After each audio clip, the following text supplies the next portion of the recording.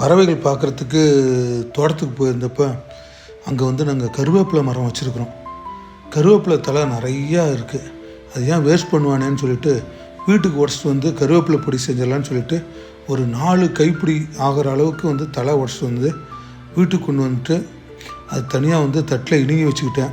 3 spoon கடலைப்பருப்பு, உளுந்தப்பருப்பு 4 spoon, சீரகம் 1 spoon, கொத்தமல்லி 1 ஸ்பூனு, 6 வரமிளகா, பெருங்காயத்தூள் 2 சிட்டிகை, அடுப்பத்தை வச்சு அடுப்பு சிம்மில் வந்து ஒரு அகலமான பாத்திரத்தில் வந்து எண்ணெய் அதிகமாக விட்டுறாதீங்க, கொஞ்சம் லேசாக விட்டால் போதும்.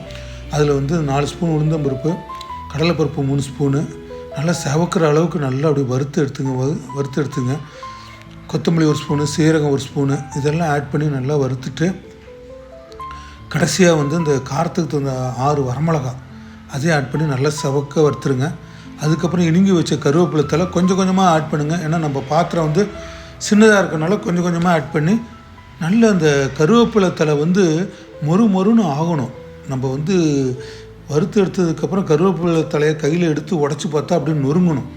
அந்த அளவுக்கு வந்து நீங்கள் வந்து பார்த்திங்கன்னா பொறுமையாக வந்து கருவேப்பிலை சேர்த்ததுக்கப்புறம் நல்லா அப்படி வறுத்து எடுக்கணும். கிட்டத்தட்ட வந்து பார்த்திங்கன்னா ஒரு 10 நிமிஷத்துக்கு மேலே ஆகும். நல்லா வறுத்து கையில் உடச்சி பாருங்கள்.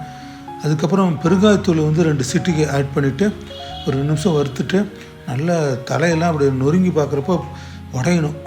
சரி, ஆஃப் பண்ணிவிட்டு ஒரு பிளேட்டில் கொட்டி வச்சு ஆற வைங்க. நல்லா ஆறட்டும்.